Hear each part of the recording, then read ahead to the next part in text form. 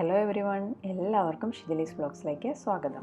ഇന്ന് ഞാൻ വന്നിരിക്കുന്നത് ഒരു തോരൻ്റെ റെസിപ്പി ആയിട്ടാണ്. ഞങ്ങൾ കഴിഞ്ഞ ദിവസം എൻ്റെ ഒരു ഫ്രണ്ടിൻ്റെ വീട്ടിൽ പോയിരുന്നു. അവളും കുട്ടികളും നാട്ടിലാണ്. ഹസ്ബൻഡും അധികം താമസിയാതെ നാട്ടിലേക്ക് തിരിച്ചു പോവാണ്. അപ്പോൾ അവരുടെ വീട്ടിൽ ഒരുപാട് ചെടികളും ഇതൊക്കെ ഉണ്ടായിരുന്നു. അപ്പോൾ അതിൽ ഉണ്ടായതാണ് ഈ കോവയ്ക്ക.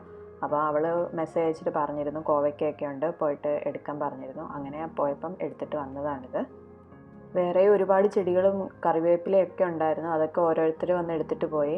2 ദിവസം മുമ്പേ മെസ്സേജ് പറഞ്ഞാണ്. ഞാൻ മോൻ്റെ ബർത്ത്ഡേ ആയതുകൊണ്ട് അന്ന് പോയിട്ടുണ്ടായില്ല.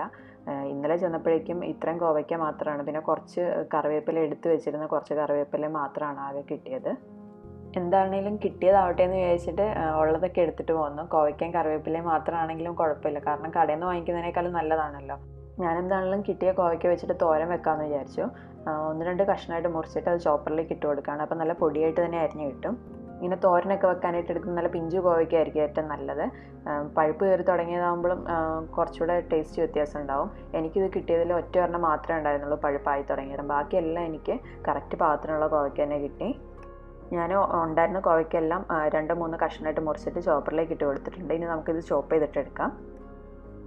ചോപ്പ് ചെയ്തിട്ടെടുക്കുമ്പോൾ പെട്ടെന്ന് തന്നെ ഇതെല്ലാം നല്ല ഒരു മിനിറ്റിൻ്റെ ആവശ്യമുള്ളൂ. നന്നായിട്ട് തന്നെ ചോപ്പ് ചെയ്ത് കിട്ടി. ചോപ്പറില്ലാന്നുണ്ടെങ്കിൽ മിക്സിയുടെ ജാറിലിട്ടിട്ട് ഒരു ജസ്റ്റ് ഒന്ന് ക്രഷ് ചെയ്തിട്ട് എടുത്താൽ മതി. ഇനി ഇതിലേക്കായിട്ട് ഞാൻ ഒരു പിടി തേങ്ങാപ്പീര എടുത്ത് വെച്ചിട്ടുണ്ട്. പിന്നെ അതേപോലെ തന്നെ ഒരു ചെറിയ സവാളയും കുറച്ച് വെളുത്തുള്ളിയും 2 പച്ചമുളകും എടുത്തിട്ടുണ്ട്. കുറച്ച് കറിവേപ്പില അവിടെ നിന്ന് അവളുടെ വീട്ടിൽ നിന്ന് തന്നെ കൊണ്ടുവന്ന കുറച്ച് കറിവേപ്പില എടുത്തിട്ടുണ്ട്. സവാള തീരെ ചെറുതാണ്, അധികം വേണ്ട, കുറച്ച് കോവയ്ക്കല്ലേ ഉള്ളൂ. അതുകൊണ്ട് തന്നെ ഞാൻ ഏറ്റവും ചെറിയൊരു സവാളയാണ് എടുത്തിരിക്കുന്നത്.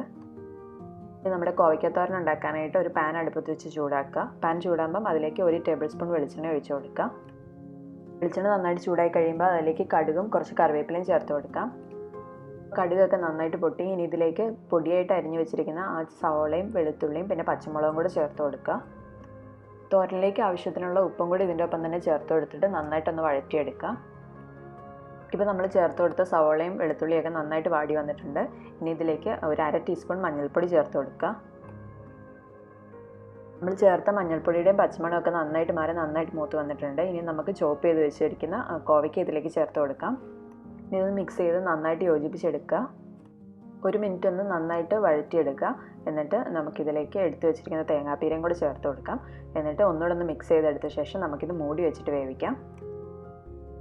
മിക്സ് ചെയ്ത് യോജിപ്പിച്ച ശേഷം അടപ്പ് വെച്ചിട്ട് അടച്ച് വെച്ച് വേവിക്കാം. ഒരു 5 മിനിറ്റ് കൊണ്ട് തന്നെ കോവയ്ക്കൊക്കെ പെട്ടെന്ന് വെന്ത് കിട്ടും. കാരണം ഇത് പൊടിയായിട്ട് അരിഞ്ഞെടുത്തേക്കുന്നതല്ല നമ്മൾ കോവയ്ക്ക, അതുകൊണ്ട് തന്നെ പെട്ടെന്ന് വേവും. ഇടയ്ക്കൊന്ന് അടപ്പ് തുറന്നിട്ട് മിക്സ് ചെയ്ത് കൊടുക്കാനായിട്ട് മറക്കരുത്. മിക്സ് ചെയ്ത് കൊടുത്തിട്ട് വീണ്ടും അടച്ച് വെച്ച് തന്നെ വേവിക്കുക. ഇപ്പോൾ ഒരു 5-6 മിനിറ്റ് കഴിഞ്ഞപ്പോഴേക്കും കോവയ്ക്കൊക്കെ നന്നായിട്ട് വെന്ത് വന്നിട്ടുണ്ട്. ഇപ്പോൾ നമ്മുടെ തോരൻ റെഡിയായി. അപ്പോൾ നമ്മുടെ ഓർഗാനിക് പച്ചക്കറി കൊണ്ടുള്ള തോരൻ ഇവിടെ റെഡി ആയിട്ടുണ്ട്. കോവയ്ക്ക തോരൻ നല്ല ടേസ്റ്റാണ് കഴിക്കാനായിട്ട്. ഇത് കോവയ്ക്ക തന്നതിന് എൻ്റെ ഫ്രണ്ടിനും അവളുടെ ഹസ്ബൻഡിനും ഞാൻ പ്രത്യേകം താങ്ക്സ് പറയാണ്. പിന്നെ നിങ്ങൾക്ക് ഈ വീഡിയോ ഇഷ്ടമായിട്ടുണ്ടെങ്കിൽ നിങ്ങൾ ലൈക്ക് ചെയ്യാനും ഷെയർ ചെയ്യാനും മറക്കരുത്.